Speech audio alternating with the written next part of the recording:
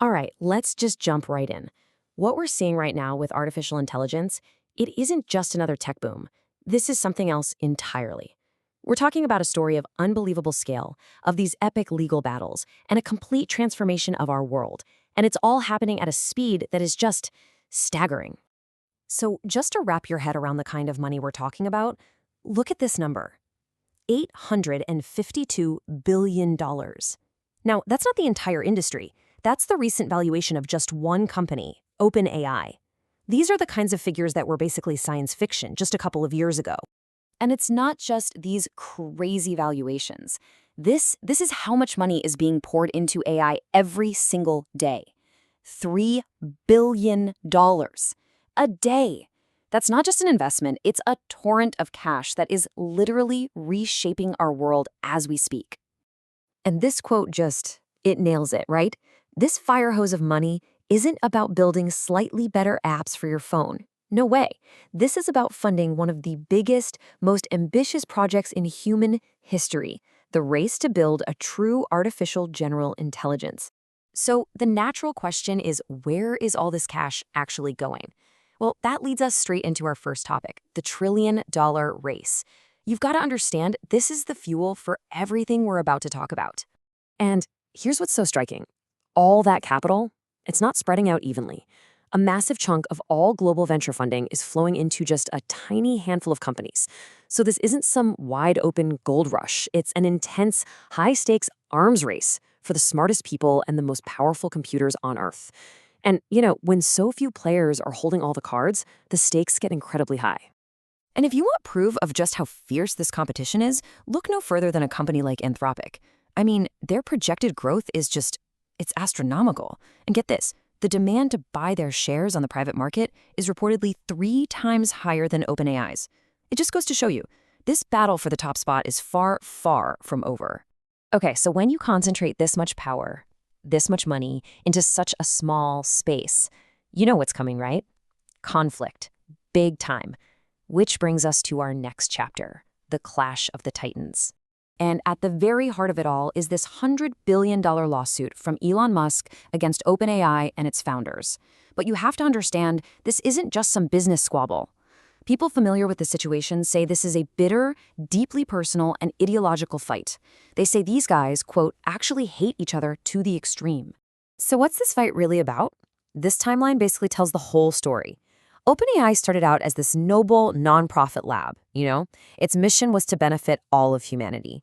But then things started to change. They restructured into this weird hybrid called a capped profit company. It's a way for them to raise massive amounts of money, but it's that fundamental shift away from the original mission that's at the core of Musk's entire lawsuit. And then this happened. This is the bombshell that blew the case wide open. A line from co-founder Greg Brockman's private diary from way back in 2017.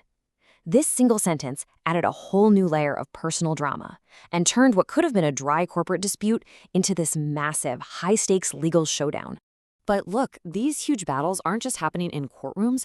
They're having a very real impact on our lives, on our jobs. And that gets us to probably one of the biggest questions of our time. What is the future of work? On one side of the argument, you have this absolutely jaw-dropping prediction from a panelist at Google DeepMind. The idea that in just 2 years, AI could replace basically any white-collar job you can think of. I mean, that's not a gradual change. That's a tidal wave of disruption. And then you have the complete opposite take. You swing to the other end of the spectrum, and you've got venture capitalist Mark Andreessen, who says all this talk about AI taking our jobs is, quote, fake. He thinks it's going to create a job boom. So which is it? Are we headed for mass unemployment or a new golden age of opportunity? Well, the early data suggests the reality is, it's a lot more complicated. It's not a simple story of jobs just vanishing. It's more like a massive reshuffling of the deck. We're seeing tons of layoffs in areas like marketing and sales, but at the same time, a big rebound in software engineering jobs. So AI isn't just killing jobs, it's changing the very definition of what work is. And this transformation, it's not just stuck on our laptops. AI is breaking out of the digital world and moving into the physical one. It's starting to rewrite the fundamental code of our biology and our industries. I mean, just look at drug discovery. It's insane. Drugs designed by AI are showing way, way higher success rates in clinical trials. We're talking about a jump from a 52% success rate to an 85% success rate in early safety trials. That's not a small improvement. That is a complete revolution in how we cure diseases.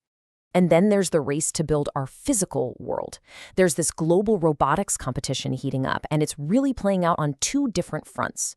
On one side, you have China, who's absolutely dominating the hardware and manufacturing, the physical bodies. On the other, you have the US, which is leading in the advanced AI, the brains, that will make all those robots smart. So we're rewriting biology and rewriting industry.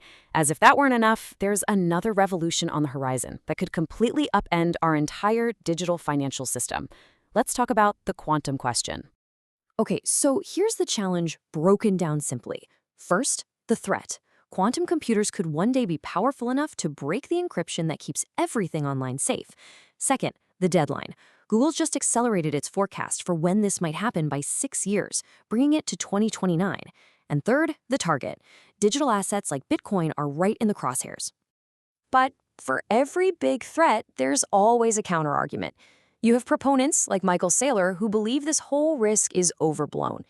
He argues that the Bitcoin network can and will upgrade its security much faster than the quantum threat can actually materialize. So it's become this high-stakes race between the offense and the defense. And that brings us right back to the ultimate question. We're talking trillion-dollar companies, bitter personal feuds, the rewriting of our jobs, our health, even the security of our money. With the stakes this unbelievably high, who actually gets to decide where we all go from here?